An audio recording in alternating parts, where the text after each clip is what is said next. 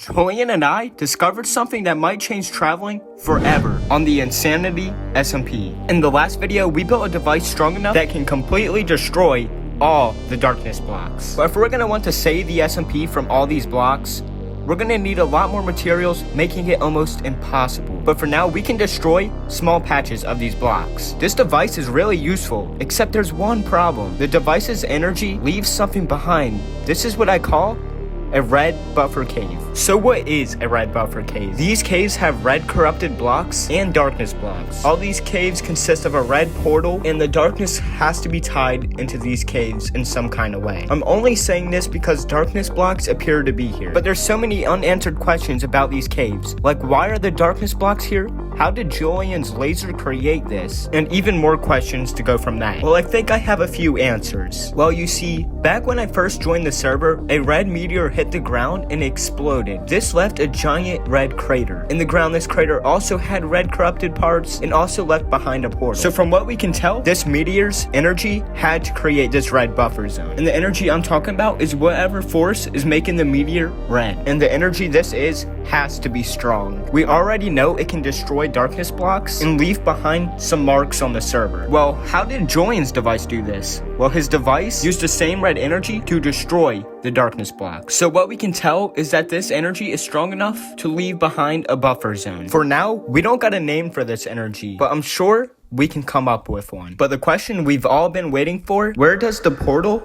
take us? I brought some weapons and put on my best gear because who knows what's on the other side of this portal. Let's see where this portal takes us once and for all. I jumped through the portal and I was greeted with no other than spawn?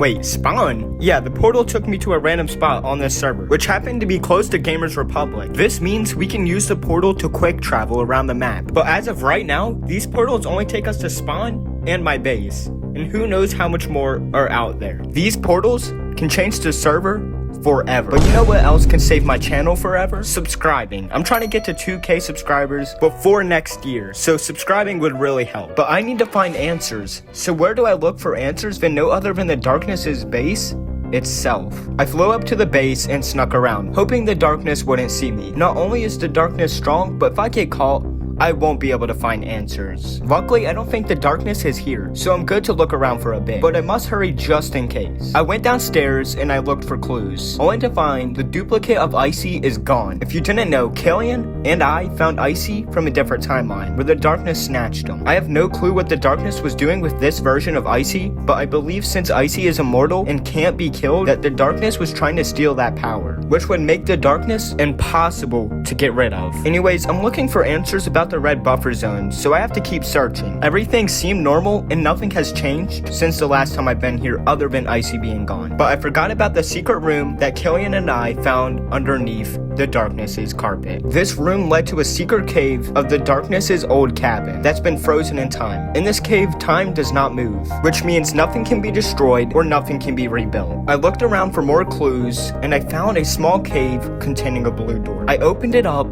and I couldn't believe what I saw. It was a prison, and all over the walls are signs that are talking about how the darkness sees Julian as a big threat and that Julian needs to be killed or captured. I looked at the cell to see if there was any way to escape, but it seems like it's impossible to escape this because the darkness is using some kind of dark force to keep it secured. So if the darkness captures Julian and puts him in this prison, it is truly Julian's end. And as of right now, Julian is our only chance of stopping this darkness. So I have to warn him. But remember when I said this cave is frozen in time and that things can't be destroyed or rebuilt? So how did this prison get here? But there's only one simple answer, and that is that the darkness knew about this months before we did. Then again, this explains how his time traveling works. He probably noticed in the future that Julian was a huge threat and built this prison before the time was frozen. That way when Julian does get locked in this prison, it's impossible for him to ever get out. Basically meaning he's gonna be locked in a frozen prison forever. Using the red portal, I can quickly get to Julian's base. I ran to the Bananas Republic and I found Julian working on something new. This seems like an updated version of the device that we built in the last video. I told Julian everything that I found in the darkness's base and that the darkness is targeting him for some reason. Maybe because the darkness can see the future and probably sees Julian will somehow take down the darkness